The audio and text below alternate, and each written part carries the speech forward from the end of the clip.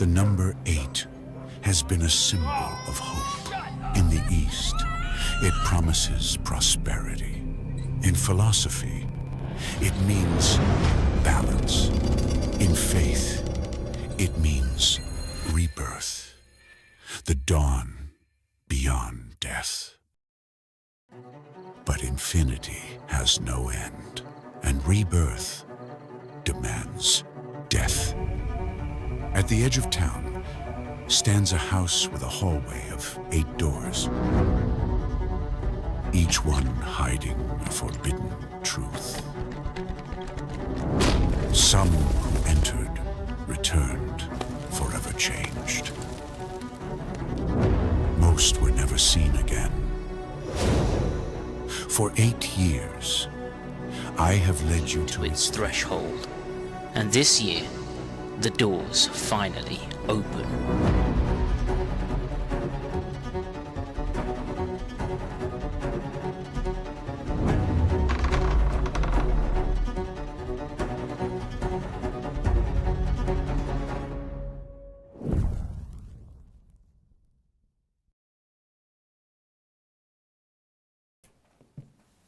Hello, hello, hello. Hello, guys. We're back with the Magic Live. Yes, and today's a very special day in the Alakazam calendar. Why is that? Because it's Taboos Day. It is Taboos Day. And now we didn't have Taboos last year. We missed it for 1 year because we had Jamie was doing live Halloween shows.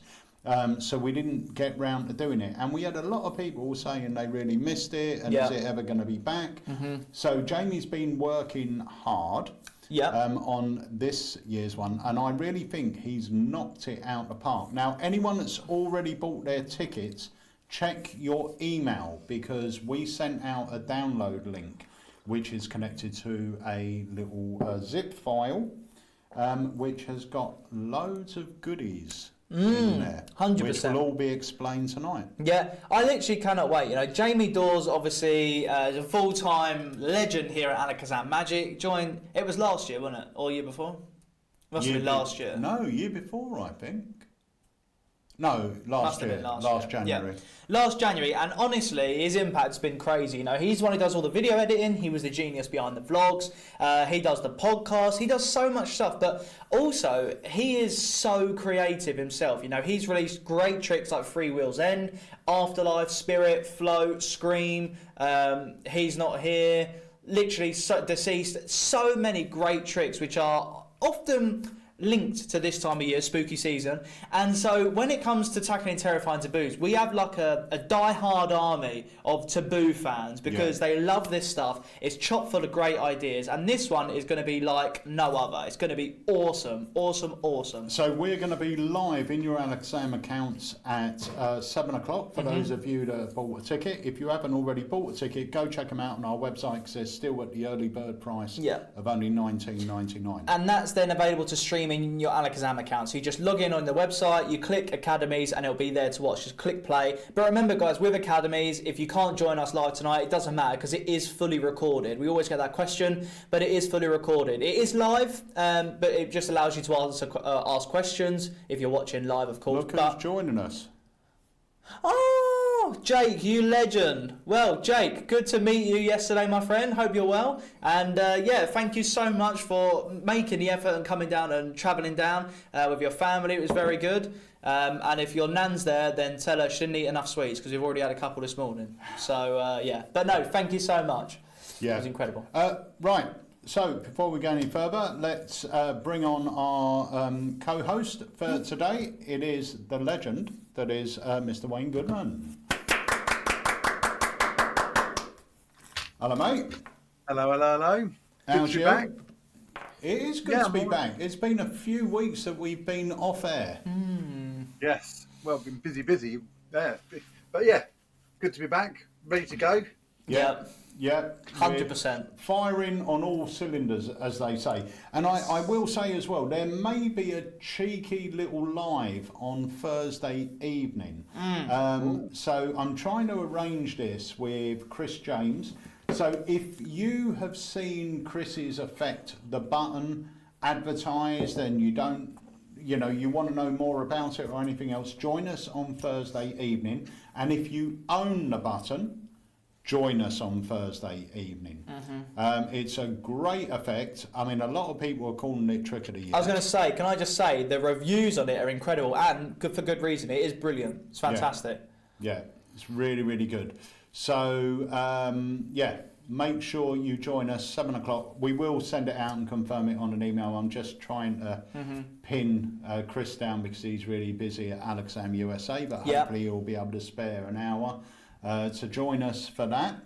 I just want to say, Jake, who visited down, and Wayne, you were down at the shop. Whilst we was away, you was actually down at the shop. Isn't it incredible? Just before I say that, Jake said one of his favourite ones he got was Imagine. Guys, if you haven't seen Imagine, it's a great trick. Super easy to do. Loads of moments of magic. Fantastic. But, Wayne, you was down at the shop. Isn't it crazy how many people actually come into the shop now? It's insane, isn't it?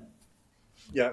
All throughout the day, we've got people. So I was in the office doing work, and then Andy would go, "Oh, can you serve a customer?" And you go out, and they, as they're leaving, somebody else is turning up. Yeah. It's chaos. It's great. Yeah, it's really cool because, I mean, we've never pushed as such as a walk-in magic shop. We're not on the high street, anything like that. But through social media and just through the growth of the company anyway, and really thanks to like the beginner tricks and stuff, and obviously word of mouth, it's just been getting busier and busier and busier in the shop. So thank you so much. We know a lot of people like, oh, my uncle does magic, my cousin does magic, and they always say, oh, you got to go to Alakazam. So thank you so much, anyone who's sort of recommending to come down and visit and stuff like that. Yeah. We had a gentleman come in last week, and he came in with his daughter, and he'd been to the Folkestone shop, and he wanted to buy something for her. So I demoed a couple of the Amazing Magic range, and he was like, "Oh, I didn't realise this was, just. I thought it was going to be like just this kind of magic." He goes, "What's this and what's this?" And I spent about 10 minutes with him and showed him a few tricks, and he ended up buying a Sven deck, and I think it was Imagine as well. Nice. So it was opening his eyes, going, "Oh, it's not just kid stuff; it's also for for him as well." Yeah. So if you're ever down this way, feel free to pop in, have a cup of coffee, and look at some magic. Could have a tea if you want. Yeah, could have a tea. But yeah, no, it's been absolutely insane. Sorry, I will just say as well, we've got a pile of stuff down here that we need to talk about, or would like to talk about as well. But feel free, obviously, to say whatever you'd like to say. Well, I just want to say, Jason Staples said this, because this is happening very, very soon. Oh. Well, you're lecturing, so it's not really a shameless plug, is it? Because it is Well, yeah. Go on. Well. So next weekend, not this weekend coming, but the weekend after, in the beautiful countryside town, Suffolk town of Newmarket, which is just by Cambridge. We've got the Newmarket Shindig. Now, this has been going on its I think 4th year or 5th year, I can't remember. Oh, third, no, I can't remember. 4th year, I think. And it's a very, very, very relaxed day. That wasn't me. It's a very relaxed day, but full of magic. So we meet up on the Friday night. If you come in on a Friday, we go out for some food at a local cafe. They stay open for us. We have exclusive use. This year we're going to have something happening on the Friday night as well. And then on the Saturday, which is the main convention day, we have got 4 lectures. We've got Peter Nardi. Yep. That's you. That's me. We've got Daniel Bean doing a children's family entertainer lecture. We've got Chris Congreve, who needs no introduction, and equally no introduction needed for Mr. John Morton as well. So we've got 4 very, very good lecturers who are going to be presenting throughout the day. As well as that, we've got half a dozen or so magic dealers. Plus, there's plenty of room for us to session and jam. And then we do a show in the evening, which this year will be me, maybe Nia Evans, and John Morton, who's going to do this whole second half. So very excited. And it's not this Saturday, but next Saturday, the 8th of November. So if people want further information, Wayne? So we are running out on tickets. This is not a ploy. This is genuine. We're very fast approaching our maximum number. But if they want to come and have a look at the information and get a ticket, then it's wgmagicshop.com. Brilliant. Lovely. So, Or drop me a message on any of the socials and I'll send you a link. brilliant. So make sure you guys check that out. It's going to be a fun day, and it's going to be the first one I've been able to attend. Yeah. Yeah. So Really good. I'm really looking forward to it. I'm coming up with Jenny, and we're really looking forward to it. And you've been to Newmarket before as well. It's a nice little town, isn't it? It's Yeah. if you want to bring the kids or you want to bring your partner with you, they get in as well. But they can go off into the town. There's Cambridge's 15 minutes up the road. Bury St Edmunds. Bury St Edmunds isn't as well known as Cambridge, but it's a beautiful countryside Suffolk town. Very, very big. Lots of shops, lots of things to see and do. So there's lots of things around the area to go and do as well. And yeah, I can't wait. Yeah, no, it's going to be great. So, guys, if you haven't got a ticket already, go visit wgmagicshop.com. Yep. And grab your ticket. So, we've got a question coming from Fantastic our friend question. David, who said, "Hi lads, it's David's here. Haven't been on for a few weeks, so I'm new to Magic, but have started doing some gigs. However, my nerves keep getting the better of me. Any ideas to help?" Mostly Well- table / walk around, he said. Well, can I jump in first of all? Yeah. Can you just put the little thing up again, Pete? So earlier on this year, I put out a book called Fearless or Someone's Fearless. actually said that as well. There we go. And it's a fantastic book with a introduction written by the very amazing Simon Lipkin. And it's all about how to build your self-confidence, how to deal with stage fright, how to deal with interruptions that happen, not hecklers necessarily, any kind of interruption. So, and it's from a performance point of view. So this isn't going to be, oh, I'm super confident, so I'm going to be able to deal with everything. This is from a point of view of, these things happen and this is how you deal with them and how you stay in the moment and control the situation. And everyone who's bought one has said how amazing it is. It's a really good book. So yeah, if you go to wgmagicshop.com, it's available in paperback and also as a downloadable PDF as well. Lovely. Perfect. Now, I feel, clearly this is the biggest hurdle that magicians face. Whether you're a professional magician or a hobbyist, nerves is always the one thing people come back to time and time and time again. Have it in the shop, have it on phone calls, emails, everyone always asks the same question. What advice, just in a nutshell, would you say? Because I also, if it's a gig and I haven't done a gig for a while, there are nerves there. You do get nervous. No matter if you've done it a million times or one time, you're going to get a little bit nervous. I find personally, I just do a trick where they're not knowing what's going to happen. So, for example, instant paper to money. So they're not going to be watching for sleight of hand because they don't know what's going on yet. You do that, you've got your reaction, and then already you just feel relaxed because you've done something already. Yeah, that, for me, is what I do. Yeah, it seems to be that, where I don't perform as much now, if I'm going to a performance, I will be nervous before my first trick. Once you do that first trick, you're fine. You know you can do it.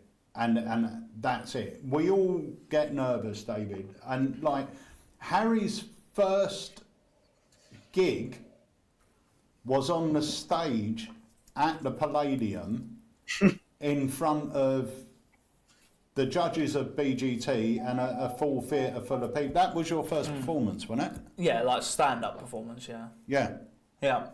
I just think, I don't know, it is a difficult one. Maybe we'll send people a message and ask. Obviously that book, Wayne, is going to be fantastic because I know you had, I do weddings and the restaurant ones and stuff like that, and they're all fantastic. And obviously your academy on the restaurant work is brilliant and stuff like that. I just think it would be great to have maybe a little group discussion, or maybe we do a live stream one night where it's just talking about confidence or something. Well, funny you should say that, because next year on Unlimited, we are looking at introducing the monthly online hangout. Sweet. So we will be discussing things like this. We'll be discussing how to improve the magic you're doing, how to routine stuff, how to get over nerves and stuff like that. Yeah. So that's going to be happening in 2026. It's something we're working on at the moment. and it's going to be included within your subscription. It will be a monthly hangout that you can tune into, and we can get in the conversation, and you can join in the conversation. That's very important for us.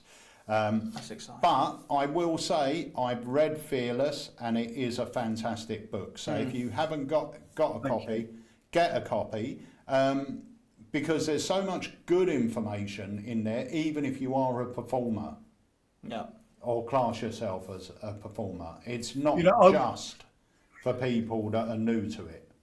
I would say as well that, one of the questions, when I first released the book, a lot of people said to me, oh, it's okay talking about confidence. You're super confident, so what do you have to worry about? We all get nervous. We all get, especially when you're a full-time pro and you're going out and putting yourself into environments that you're not used to. You put me in a restaurant, no problem at all. But you put me somewhere that I've never worked before, like in a ski lift or something like that, and then I'm going to be thinking, oh God, I've got to make sure this works. But what I would say, and I think one of the best things I've ever said to anybody about this is, it's not as bad as you think it is. Mm-hmm. No, it's really not. There's a great picture. It's a cartoon strip picture, and it's a bloke on stage telling jokes. And in front of him, so it's looking over his shoulder, and you can see all these smiling faces. And underneath it says view from the stage. And then underneath that is the same picture, exactly the same cartoon picture, but all the faces in the audience are now blacked out and you can't see them, apart from one bloke who is in the one above, but you don't see him, who is like this. And that's what the performer sees, and it's really true. You hone in on the person frowning. You fixate on something. You might make a small mistake. None of the audience notice it, but you fixate on it, and the whole show's ruined. So it's not as bad as you think it is. I was just going to say, let us know what part of it you're nervous about. But David, has just let us know. It's the fact of making a mess I'm worried about. Any stories on that? I will say, right, even recently, 3 weeks ago or 4 weeks ago, whatever it was, my daughter got married. Myself and Harry were performing at the wedding. So we were doing close-up magic, just mix and mingle. And I was doing my standard set, and I did card to mouth, and I put the wrong card in my mouth. And, at that point, if I was brand new to it, I think probably I would have been phased. Yeah, you wanted the ground to swallow you up. Yeah. Oh God. Oh my God. This.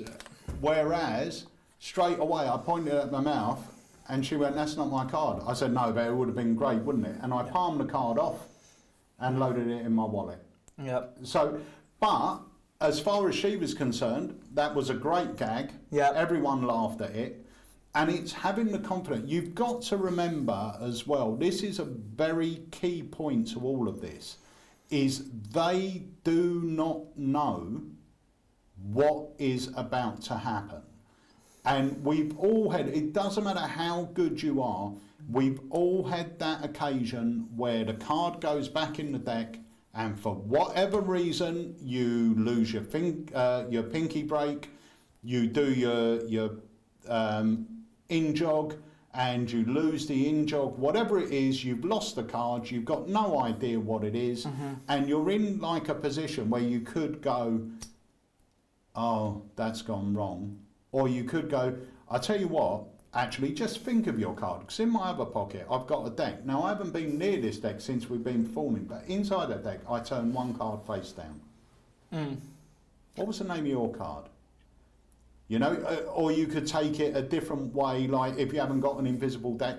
If that ever happens to me, and it doesn't happen as often, but I'm not going to say it doesn't happen, because things like that do happen, you just go, actually, remind me in a minute, and I'm going to show you this trick. I just want to show you something else while I still remember it, because this is going to blow your mind. I've done that many a time.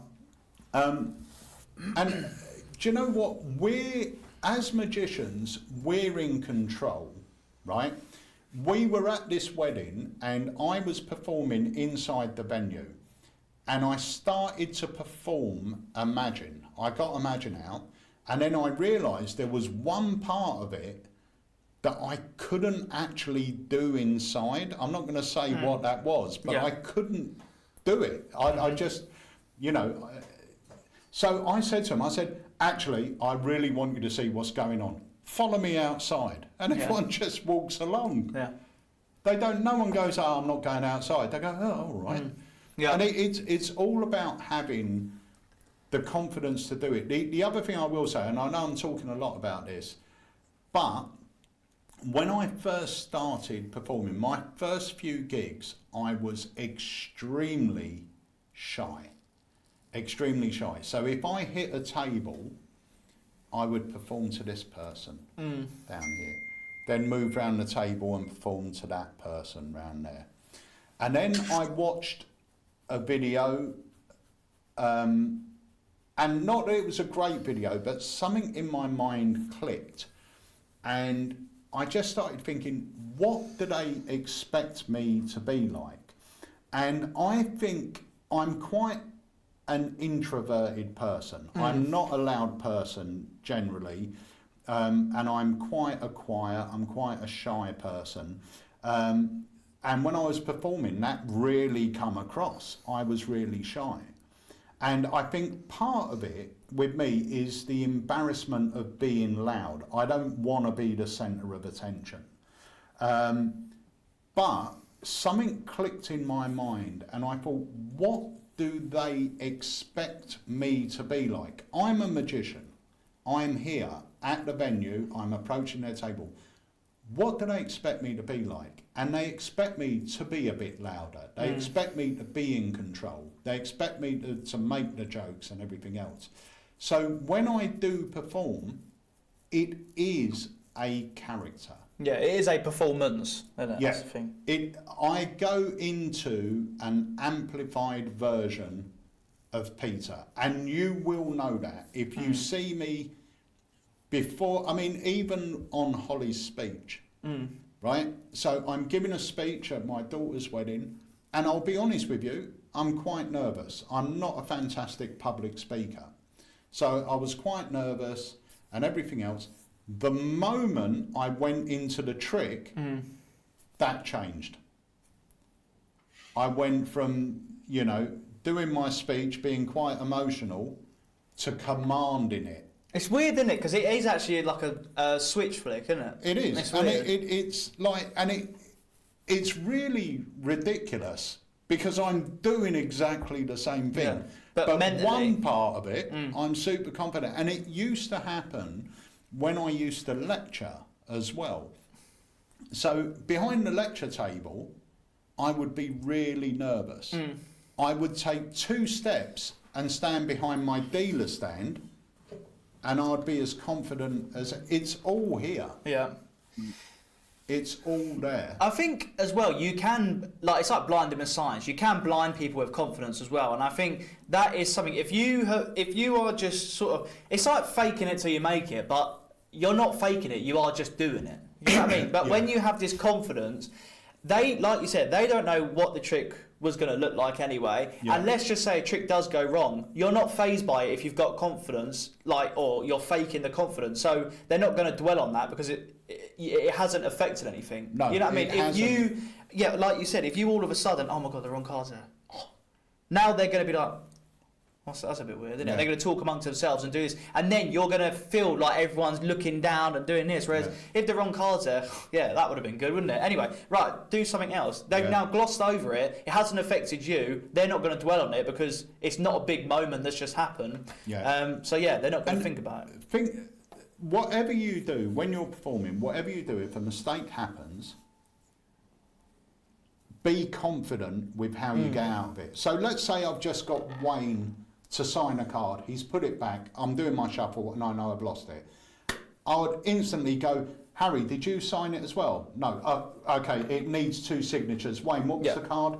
Boom. Yeah. Okay, you sign it as well. That's now it goes back in. They're not aware of anything now. They just go, oh, it needs 2 signatures. And then I go back in. Be confident with what you're saying because they don't know what's coming. So I hope, unless there's anything else to add on that, Wayne, I hope that... No, I don't think so. answers question, but we got another question. It's good to have questions, guys, by the way. So, send the questions in. So Archie says, do you have any advice on knowing when a trick is ready to be shown to a live audience after you've practiced it to yourself? Wayne, we'll let you kick off. So when I was younger, it had to do the family test. And if I could get it past my mum and my brothers and they didn't know what I was doing, then I knew it was good enough to go and do it. But obviously, that's when you were a kid. And so now, I don't know. No, not really. If you can do it, and I always remember the advice I was given was practice in front of a mirror. But I always think practicing in front of a camera is better. Not filming it, just watching the camera. So because you see it properly as opposed to a mirror. I would say, if you're doing it, if you're getting it and it's working, show it to some friends, and then if it's ready to go, you'll know. If you've got any doubts about it, practice a bit more. Yeah. If you're confident it's going to work, and don't forget as well, the first few times you do it aren't going to be the best performances because you're still learning the patter, you're still learning the routine of it. It's not until you'll know when it's ready, when you're fully comfortable and you just perform it and it just works, effortlessly. But you'll know when it's ready because you'll ready. Be confident. Thing is, it's hard because it is a daunting thing putting a new trick in because you're like, I haven't done this properly. But any trick you've performed to people has been in the exact same situation. So what made you feel confident doing the one that you already do to people? Do you know what I mean? What was it about that and that time of practicing it that made you think, right, I can show this trick that I've been doing for ages? Or it's weird because your brain just sort of cancels that out. You just think, oh, I've been doing that for years, blah, blah, blah. But at some point, you weren't doing that. So what was it that you felt comfortable with that? Was it you'd done it so many times, you didn't get it wrong? Or was it you weren't into magic as much, so you weren't thinking about people's opinion as much? You were just doing it for fun. Maybe that's it. Maybe you're putting too much pressure on yourself. Oh, it's got to be perfect, got to be this. Whereas beforehand, you just showed a trick for a bit of fun. You weren't caring about it goes wrong or this or that. Maybe it was that. So that's a really good point. That's a really good point because when you get into magic, and most of us, I presume it still happens now, certainly happened when me and Wayne got into it, and I presume it's still the same. You buy a trick, you show your mum, you show your brothers, next week you get a new trick, you show your mum, you show your brothers, your sisters, the week after you get a new trick. So we would literally learn these tricks for half an hour and go and do them. And bearing in mind, we didn't have videos. It was all done on reading the written instructions. Yeah. So you read it, you do it, it works. Right, let's get out there and do it then. Yeah, and it is, as Harry said, I think he hit the nail on the head. Because you're sort of doing it for fun, I don't think you really think about it that much. But because you're thinking about doing it for a gig or whatever, that's where I think you start to feel the pressure a bit more. What happens if? What happens if? The question you've got to ask yourself, and it's very, very valid, is what is the worst that can happen? The worst that can happen is the trick goes wrong, and then you move on to another trick. They're not going to remember the trick that goes wrong. No. They're not going to remember it. Especially if you don't do the, oh my God, that's gone wrong. I don't know. Oh, I'm really sorry. That's gone. Just move on. Move on, own it, laugh about it. I went to see a magic show. It was a few years ago. And one of our customers was doing the show and he did this trick, had a big build up, this, that and the other. And it just did not work. The trick didn't work. It wasn't his fault. It just didn't work. But the fact was, he was confident enough to play it off as a joke, and everyone in the audience was laughing, thinking, oh my God, that was brilliant. What a brilliant joke. No one went, that didn't work, because they didn't know what was supposed to happen. I think even Bill Abbott on his academy course, which is if you guys want to get confidence, I don't know, but that course was just brilliant, wasn't it? It was, you could literally watch that, not do magic before, watch that and basically be a gig magician. I mean, there's stuff on it that's great, but even on there, I think he was performing live, not to... Well, he had a few people round, obviously, because he's got like a performance lounge area. Yeah. And he was doing it there. And I think one of the tricks went wrong, but you just see how he just goes through it, and you wouldn't know. You know what I mean? He said afterwards, God, that went wrong. You think, did it? You know what I mean? But that is just perfect, right there, live performing, watching how a professional goes from that, something going wrong that you would never even know. And that's from a magician's point of view. A layman's got no idea at all that it didn't go right. Yeah, you know? and for 95% of us, stuff's going to go wrong. It is going to go wrong. But the fact is, the more confident you are in your abilities and what you're doing, which will come with performing, the less something going wrong will faze you. That's the thing. You know, Etienne won't mind me telling this story because he tells it all the time anyway. You know, when things go wrong, Etienne was doing I think it was a bill switch or something at the table, or he brought out the napkin out of his pocket to do bottle through table, and his fun tip just went rolling across the table. And he just sort of looked at it, picked it up, and went, oh, that's all right. And everyone just thought it was a gag. But then after that, he'd done a bill switch using it. Yeah. And no one related the two. No one related the two at all. And it's just confidence. Yeah. It's just, it is crazy. It's brilliant. Thing is, it is one of them things where it's a shame that this hurdle is there. But once you do overcome it, the fun in magic is unbelievable. You know what I mean? The reactions, everything like that. And when you do have that confidence, you don't worry about it. I mean, recently I've been getting better responses from my... Not that I didn't get good response before, but like the response I get now seem better. But in my head, I think it's because I've forgotten about I'm trying to fool them, I'm trying to do this. I'm just trying to sort of entertain them and have fun. And I think it makes me feel a bit more relaxed. It makes them feel more relaxed. I'm not dwelling on the tricks. They're good tricks, you know what I mean? Yeah. The tricks you guys do are going to be good tricks. They're going to do all the talking for themselves. You just got to have fun. But I think before I was so worried, I might get caught out of this. What if they see this, that? And then, you just kind of flick the switch and then you just go, do you know what? I'm just going to try and have fun, forget about trying to fool them. And then you end up fooling them more because you're not thingying all the... You're not giving tells on things and worrying about it. You're just enjoying yourself. Yeah. There's another question just come in. Following up on David's question, I've been practicing magic for a little while now and getting my confidence up. Do you ever miss a double lift or a perfect pharaoh? I'm worried I'm not doing it good enough, or I'm not good enough. So I don't think there's any trick that I perform in the real world that requires a perfect pharaoh. Yeah. The only thing that might do is easy ace estimation, which is a minor pharaoh.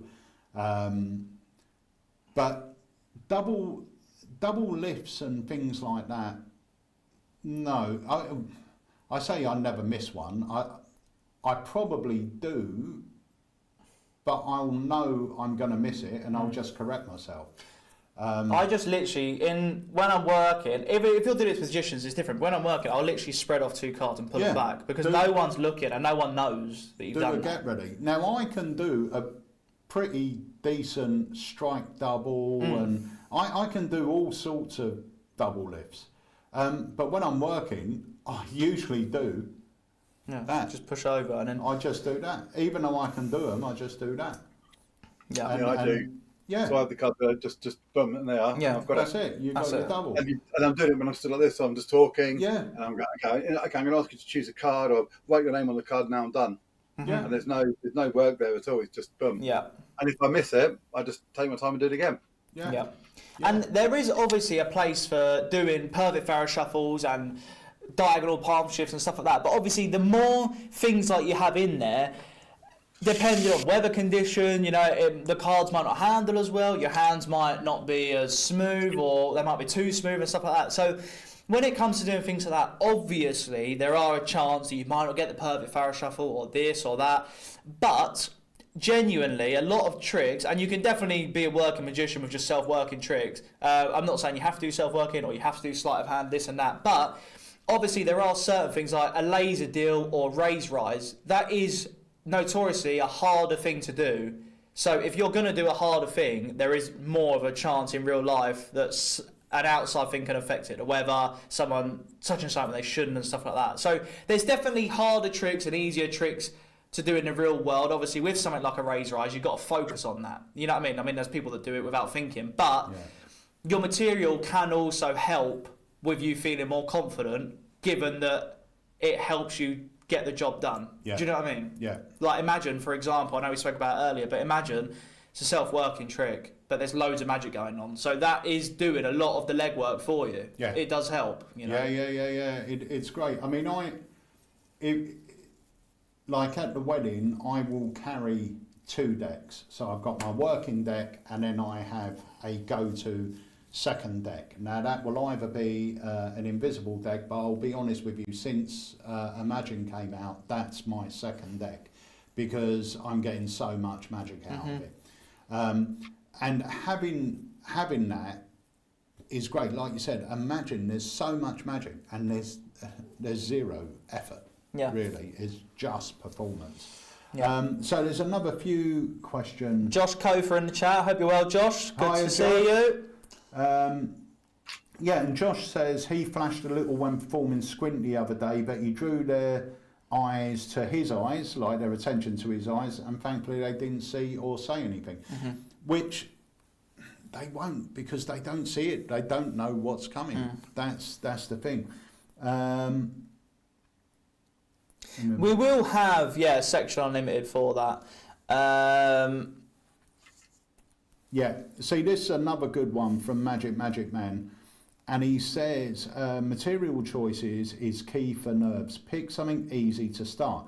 Now, there's a lot of times where people will speak to us about like their Magic Circle audition, and I'm thinking of doing this, and I've learnt this for it, and their mindset is, I'm performing in front of a room full of magicians, I need to fool them all.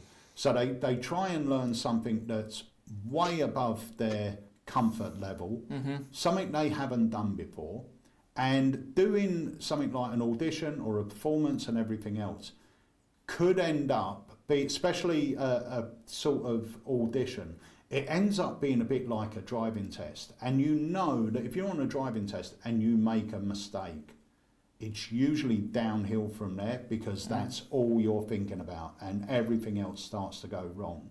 So my advice for anyone doing that sort of thing is do stuff you know inside out. Don't try and fool them.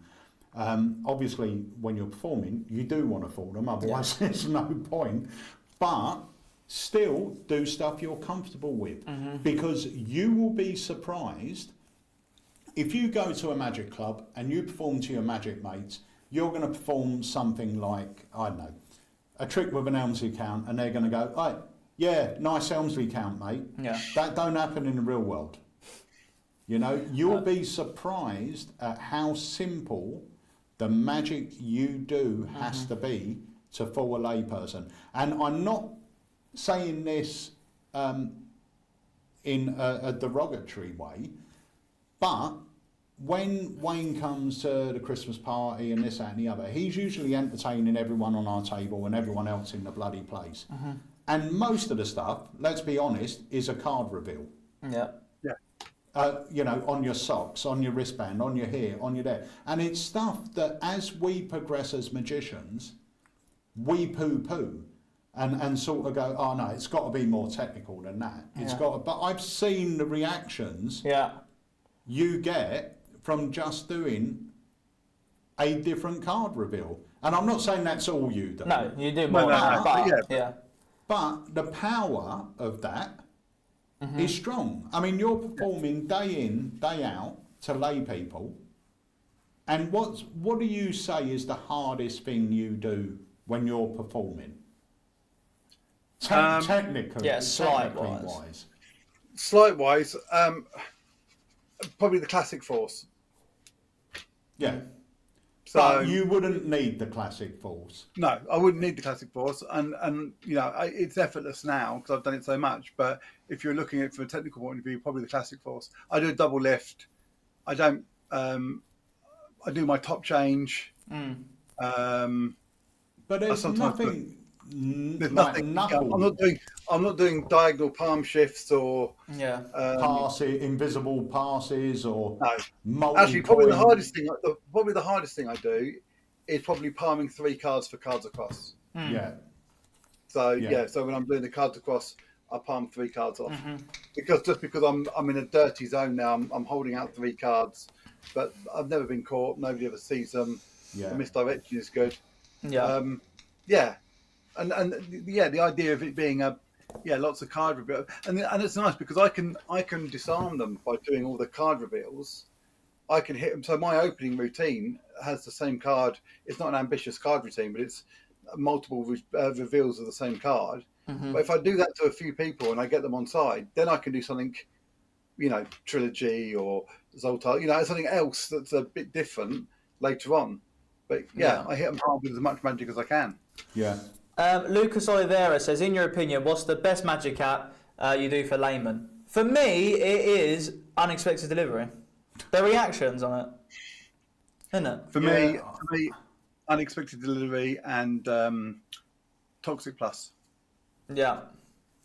Yeah. And the one, who's the guy on Unlimited with the 8 of Spades? Oh, Ben Sidwell. Yeah. Ben Sidwell. That 8 of Spades reveal, I do at every single gig. It's so strong. Yeah. I don't do a lot of app magic at all, but the one I do love is Unexpected Delivery. I just think it's fun. Yeah. It doesn't. The reactions are unbelievable. Yeah. That's probably my. Can I just say that Gaz is going to be at the shindig? Nice. He can deliver our parcels in person. Yeah. Boom! There you go. Got delivery for you. Right. Can I just say, we've got loads and loads of stuff down here we need to quickly talk about as well. Okie dokes. So, can we play a trailer quick? Yeah. That one there, is that all right? To just talk about it. Yep. Okay, we're going to hit a little trailer. We've got loads to talk about. All right. Here we go. What? What? 50! What the heck? Damn! Oh! Damn! That was trippy. That's all I got. Look, exactly. 1, 2, what? 52 cents. Look. What did you say? 12? You're not gonna believe this. Shut up. Awesome. Count the money into my hand. I'm not playing with you. 60. Exactly. Exactly. 89. Now, did you feel influenced in any way? Would that be amazing if it were 89? You're correct. It's 89. How did you do that? It's exactly what I was thinking. Actually, I was thinking about the change in my pocket. Okay. Wouldn't that be amazing if it was 89? Actually, this is change for the meter. This is for the meter. This is for you. And you don't even have to look because you know it's 89. But your skeptical friend over here is probably going to want to see all the change in my pocket. No more, no less. He probably wants me to count out. You know it's 89, but look. Hold out your hand. That's 25, that's 50, that's 75, that's 85, 86, 87, 88, 89. Are you kidding me? Look, I was thinking about my pocket change. Okay. You just named a number randomly. I was thinking about all the change in my pocket. No. Would that freak you out? Yeah. It's not going to freak you out. You're psychic. You knew it was already 73. She'd be freaking out. This is just for her then. Look. Open your hand. Open your hand. 20, 50, 60, 70, 1, 2. That was really creepy.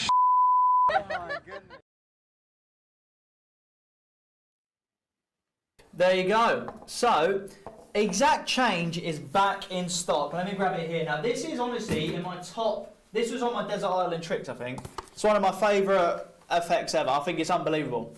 So, this works with Euro, UK, American. Yeah, it's brilliant. So essentially what it is it allows you, anyone names a number between 1 and 100, you reach into your pocket and you pull out that exact amount of change. 79, you pull out 79p or 79 cents or 79, whatever.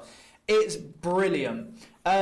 It's also a really, really nice tie-in. I do on YouTube somewhere have a video, a great little impromptu act using this and DFB. which is just super simple to do. But exact change is brilliant. A great everyday carry trick. It's brilliant. Yeah, it is good. And it seems like a proper EDC. It seems like you're doing nothing. You just got a bunch of change in your pocket and you're able to do this incredible effect. If you buy that from us, there is a video where I teach you how to do it with UK coins, because I don't think he teaches that on the video. So highly recommend exact change, guys. Honestly, this is brilliant. If you're looking for something to keep on you or to do that feels a little bit organic, exact change is brilliant. In actual fact, that's probably going to be, we could even do that on a review show this week or on the Act, because it hasn't been in stock for ages. Yeah. It's so brilliant. Good. I just want to say as well, before we go any further, a huge welcome to your cousin, my great nephew and godson, Emilio Landa, who has joined the Alaka fam. He is now with us full time, running Print by Magic. 100%. So, he's fully on board now, because you guys have been just. The support for the Print by Magic side of things is insane. So Emilio's here full time, which means orders will go out quicker. Also means that we're going to have a lot of our releases coming back out as well. Really, really exciting. He's doing a great job, and so what a legend. Congrats. Great lad as well. Yeah. Actually, Will just said his daughter Lucy said she hadn't seen Emilio at college for a while. So he's left college, and Lucy, you scared him off, obviously. Never. No, never.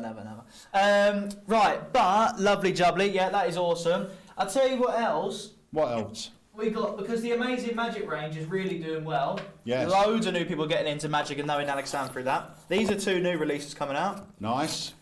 So if you're a collector of our Amazing Magic range, we got 2 more to add to your collection. And we know a lot of people are collecting them because of the artwork on the boxes, and they look really retro. Look at that. That's a lovely size one, look. Yeah. Brilliant. So two great ones. And that chop cup is bloody brilliant. Yeah. That could easily be a working chop cup. Honestly, I couldn't believe how good it was. So fantastic. And show this, if you're looking to get, because this is now coming into our busiest part of the year. We've got Black Friday coming up. We've got the Christmas party, the online Christmas party to think about. And obviously we've got Christmas. Now, if you're looking at getting someone a gift for Christmas, check this bad boy out. Yes, look at this. Dun, dun, dun. The Amazing Magic Kit. So you get 5, it's beautifully packaged, magnetically locking box, and you get 5 great tricks from our Amazing Magic range. The great thing of this is, and honestly, this is not being biased, this Magic Kit, if you get it for someone, they will perform the tricks from it, they'll enjoy learning it, and they'll be able to actually do the stuff. Now, we had, it wasn't a Marvin's Magic set, I don't know what brand it was, but we had someone come in yesterday bringing a magic set, or someone come in the other day bringing a magic set. Yesterday it was. And it's got loads of stuff in there, which is fantastic, but it's just got a little pamphlet in there, and there's like 150 tricks in there, and it's just, you're looking at it, it's too daunting to learn it, there's too much stuff in there. Yeah, it was great tricks and stuff. He actually did say, he said a friend of mine is a magician, we showed him this set, which his son got for Christmas, and his friend who's a magician said, oh, he'll use this and this. Mm-hmm. And it was like two bits out of it, and I think it was cups and balls and something else, and the rest of it, he said, he'll never use any of that. And that's pretty true. Yeah, I mean, the thing is, it's a paper instruction, it's just daunting, and it's just a little trick, like, I don't know, whereas this one is 5 great tricks, and it's full video instructions. Each video is about 5 to 10 minutes long, and it just teaches you how to do them, you'll be doing them in no time. But that's why a set like this is good, not just the tricks inside, which are fantastic, we picked them all, but the learning of it is different. So many people have a magic set, and the reason they don't carry on with it is because it's hard to learn. They don't know where to start. They start looking at it, and they're learning the cups and balls, and they don't even know the setup properly, and it just goes away in the bottom drawer, under their bed, whatever. Yeah. This literally comes up with video, talks you through each one. Right, take out this piece, this is what you're going to do with it. That's it. It's brilliant. The other thing is as well, just to throw out there, is if you were to buy the tricks in there separately from the Amazing Magic range, I think it works out to about £55. Yep. The set is only £35. Yep. It's so brilliant. you're making a big saving there as well. So if you're looking to get someone a gift, and we have got these in our US warehouse as well, so we'll be sending those out. Flicks is back in stock, and this is brilliant. Honestly, these are flying out. It's so good. A great movie prediction one. Superb. Yeah. This is great. Just in stock. A classic mind prediction board. Yeah, so it's the Mental Epic board, but a nice small one. That's which is fantastic. great. And I'll tell you what else is back in stock, Go which on. we haven't had for ages. We'll watch a little performance. Here we go. This is one of my favourite tricks. It's called melting coins, and it's back in stock. Check this out. So we've got these two little brass rings and a little brass block. The block goes between the rings, and we secure it in place. Okay. Inside here, we're going to place some 10p coins. Now, because there's a block in there, it will actually block their transit through the tube. There's no way through the tube, yeah. There is a way. Let me show you. What? The way is magic. We're going to place the 1, 2, 3, 4 coins in there. You can see the top one. All we have to do is give them a little tap, and one of them penetrates through. What? Now, some people think it happens so fast that it jumps over the top. So if I put the 3 in, you'll see that that's actually lower than the top, right? Yeah. Keep an eye on it. So I'll just give it a tap. And it jumps even further. Yeah, nothing comes over the top. And remember, that's solid brass. So that's 1, 2 coins left, 2 coins here. Give it a shake. That's the third one. What the heck? Leaving just 1 coin here. Now watch carefully. We're going to cover the 3 up here. Put your hand on top. All right, that is solid. Right, my hand's on top. Yep, this one's going to go in my pocket. Nothing in my hand. Show me your hand's empty. Empty. Right, I know what now you like. watch. All we have to do is this. We can take the coin invisibly. Do that. Lift your hand up. And it goes all the way through. Way. Leaving just the 2 rings, 1 nose, all the coins, and a little smiley face. That's so good. It's so good. I've never done the smiley face bit before. That's a classic P. Nardi handle in there. P. Niddy. Yeah, it's so good, isn't it? Melting coins. One of the first tricks I learned actually, and yeah, it's brilliant. Quality's fantastic. Yeah, and it is just so falling. It's so falling. It's such a good trick. Superb. Really good trick. Yeah, so that is back in stock, melting coins. And another thing that's back in stock, which has already been flying out, and honestly is the best of its kind, without a shadow of a doubt. I use it, Andy uses it, Dad uses it, Wayne, you probably use it, I don't know. Maybe you do, maybe you don't. I've got a couple of them. Yeah, this bad boy right here, the worker's bag, the Alakazam worker's bag. This is the best way to not only store your magic, but if you are a Giga Magician or you want to get into being like a Giga Magician, something like this is vital. Because the thing is, it's easy to think about, right, I've got to be a Giga Magician, I know my tricks, this and that. There's so much more to it than just learning the tricks. Yeah. There is talking to the vendor before, or talking to the other suppliers, you know, networking, stuff like that. But also, having your stuff a way where you can easily go if you need to reset, or reaching in, getting out the right bit of material, or just having it all in one place where you can just hand it over to the bar person. Oh, can you just put this behind the bar, please? You know what I mean? Yeah. It's just actually very important. The other thing I like about this case in particular is I have got in mine, I've got a couple of them, but I've got a close-up and a 15-minute stand-up. Yeah. So in this bit, there's actually 2 different sections. So you've got this little section at the top here, and I've got my Prestige in here. So that keeps it all flat. Which is important, keeps it flat, it's not going to bend or get creased or anything like that. Yeah, so I have that in there, and if I've got like an A4 pad for mentalism, that's in there. There's places for the pens. I can fit colour psychology, I've got in mine, plus I've got close-up stuff. So that will cover me. If I was doing a gig where I was doing close-up and stand-up, that case would cover all of that. And then obviously you've got this bit here, which is great for all the rest of your stuff. And you've got bits at the top there. I keep my liquid forks in here, because if you can lift that up, so my hands are full, is that right? Look, perfect place to keep forks, pens, everything like that, so I keep them all in there. And then at the bottom there, look, you've got loads of room for decks of cards. And literally, I just take this to every gig and I'm sorted. I know I've got everything I'm going to need. I've got my stand-up bits, I've got my close-up stuff. And if, for example, because obviously I don't like to go around, normally I'll have all my stuff on me. You know, I'll have this there, but I'll have all my stuff on. Take it out the case when you get to the gig, load your pockets. Exactly, right? But if there's like a child there or something like that, I'll quickly run back to my bag and I'll look in, and because you've got the bird's eye point of view, it sounds like such a small point, but it's so easy just to grab out what you need, and no cards are going to fall out or anything like that. I will say as well, you also get these straps, I think it's caught under there. Yeah. But these straps here, which you connect to the top, which means the case will stay open. So if you are doing a parlour show and you wanted it on stage with the lid up so people can't see in the case, but you can easily grab stuff, you can do that as well.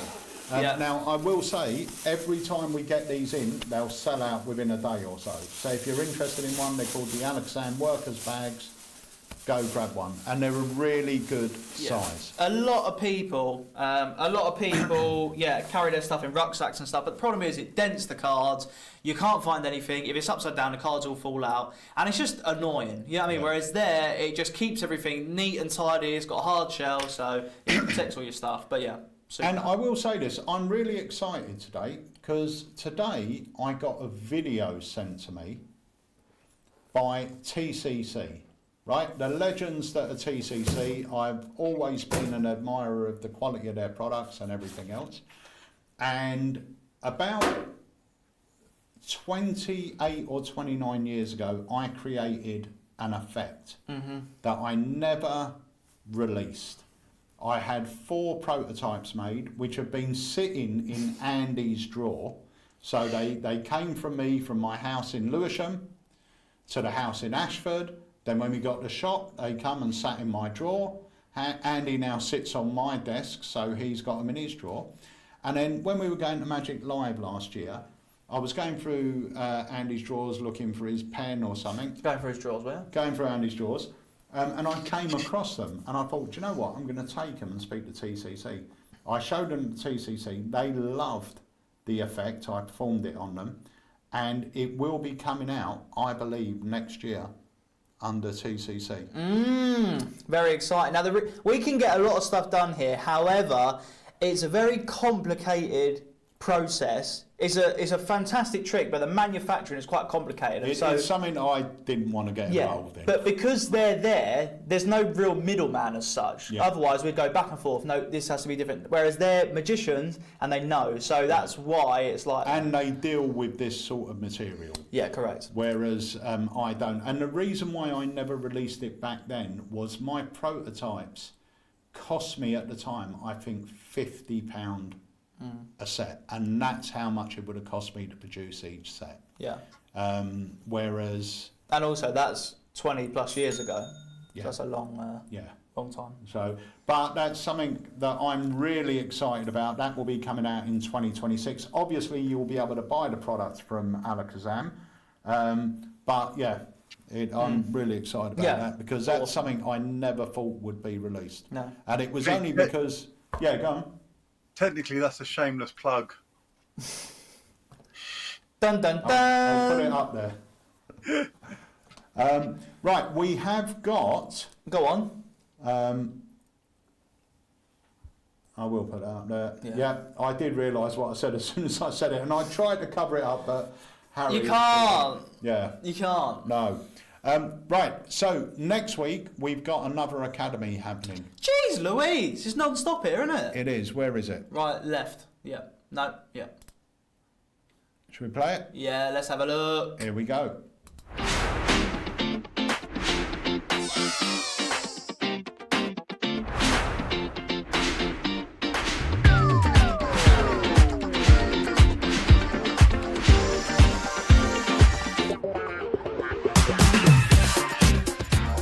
Hey guys, Daniel Chard here. I'm super excited to announce my next up-and-coming Alakazam Academy, which is based on the multiple selection. Now this is a lecture that I wish I would have had when I first started out in Magic. So we're going to cover everything from the complete beginning, if you've never done a multiple selection, all the way up to the experts that have done the routine tons and tons of times. Now this is one of those tricks that I've done thousands of times at this point in every conceivable environment, from weddings, corporate events, tables, impromptu at the pub, all the way up to fringe shows and sometimes in my current stage show itself. Now, what you're going to learn is several approaches to controlling the cards, different outs, and I'm going to include as many moves as I can. I think at last count it was roughly about 30 moves, so you're going to have a ton of stuff you can keep coming back to, but this doesn't just have to be something you watch the once. This is going to be something that you reference and come back to again and again. My name's Daniel Chard. Come and join the Academy and have a deep dive on one of my favourite routines and possibly one of the strongest card tricks there is. See you soon.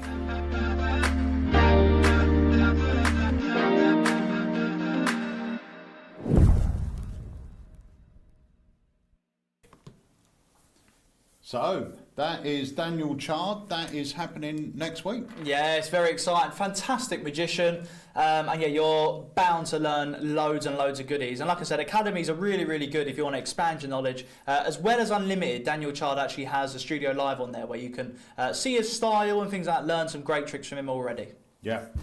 So just one more question before we finish up, because we've already hit 3 o'clock and we've got to get out of here because Jamie's going to be setting up tackling Terrifying Spoos. So guys, if you haven't got your tickets, remember it's happening tonight at 7 o'clock. Go grab your tickets and join us live. And don't worry if you can't even make it, you can still take advantage of the early bird price because the evening will be recorded and put into your accounts for you to download. Correct. And keep That's correct. Yes. So Jason Staples says, is there going to be any more names released for your convention, Pete? Yes, there is. We will be announcing all the names in the next couple of weeks. They're all booked, they're all confirmed. They were all booked and confirmed before we even announced the convention. Now, over the past few weeks, we've had a lot of people asking about the convention. As far as we're aware, until we have a meeting with the venue, which is taking place in 2 weeks' time, we have sold out of tickets. So we are having a meeting. We've already moved up from one screen to the second biggest screen. We're having a meeting to see if we can move up to the biggest screen. That will only then allow us an extra 20 tickets, which will sell out straight away. But as far as we're aware, it is sold out already. Yes. Screen 2, probably even screen 1. So I mean, that's not sad. That's fantastic that you guys have done that. You know, so thank you so much for the support. It's been unbelievable on the first ever Alakazam convention. We just need to get planning it now. Yeah, you know what I mean? It, honestly, jokes, we know.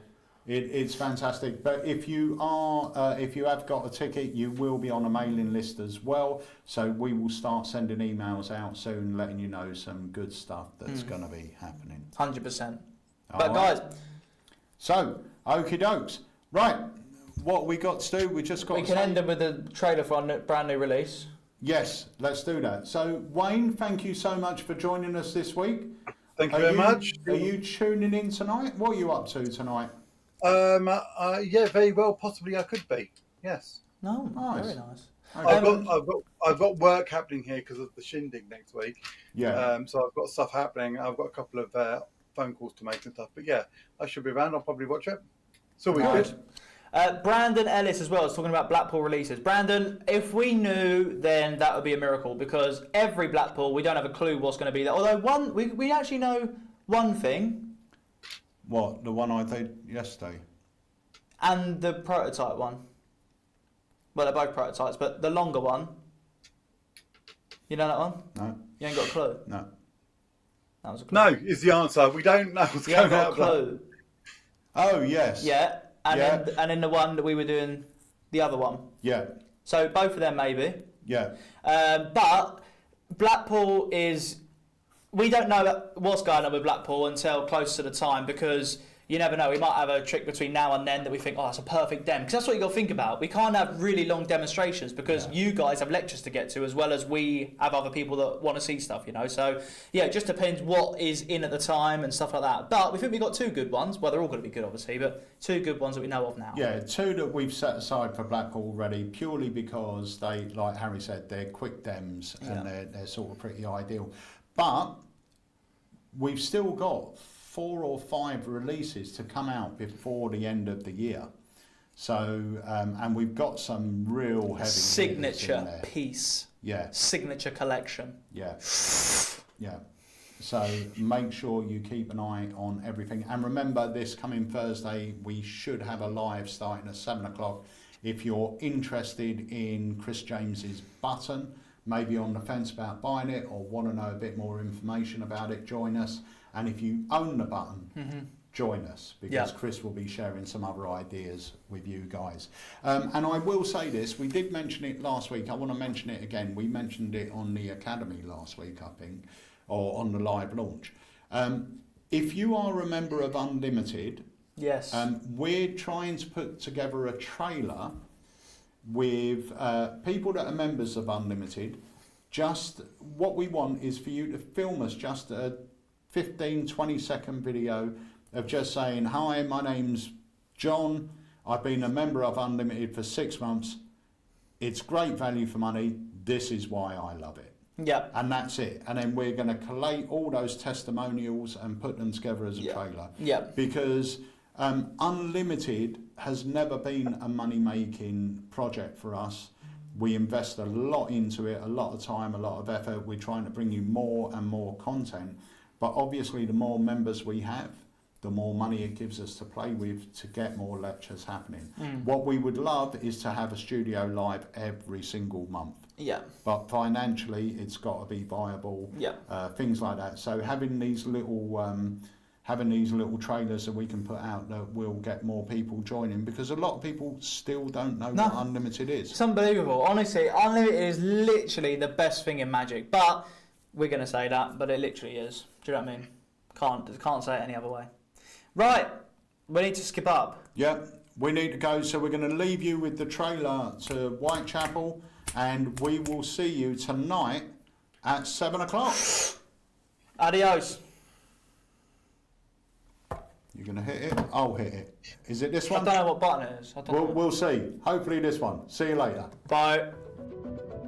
Dear boss, you do not yet know me, but you will. Soon I will strike for the first time. The streets will talk, the papers will feast. A wake of terror will follow in my steps, and I will come back to write to you. I delight in the little riddles I leave behind.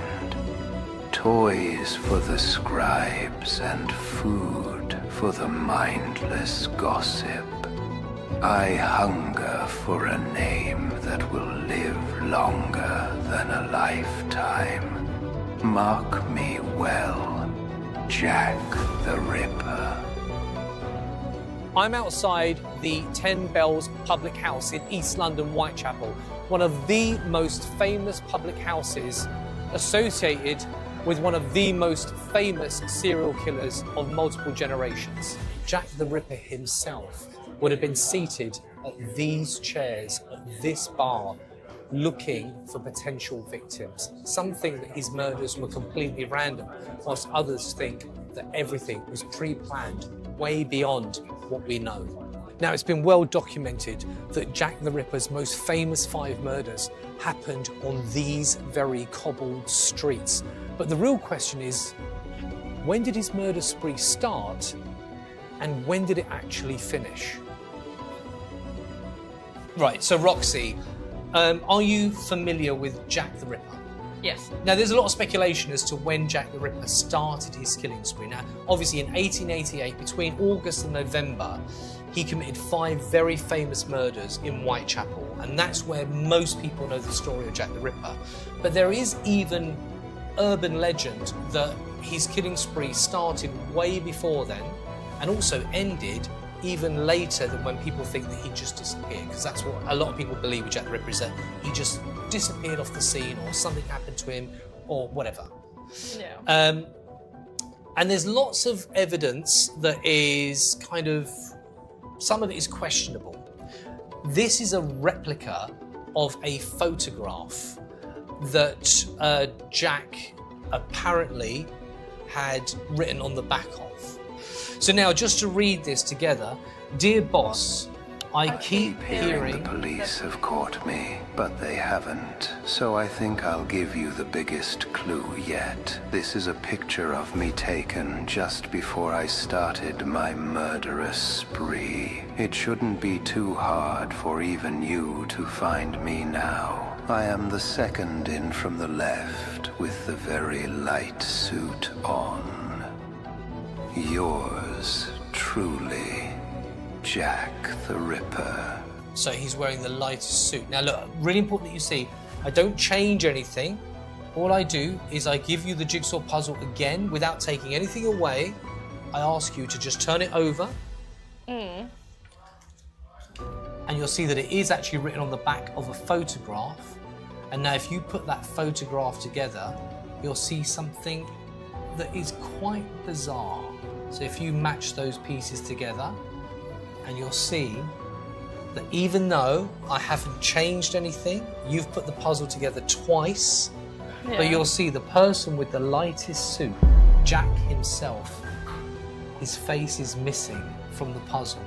I have one question for you, Roxy.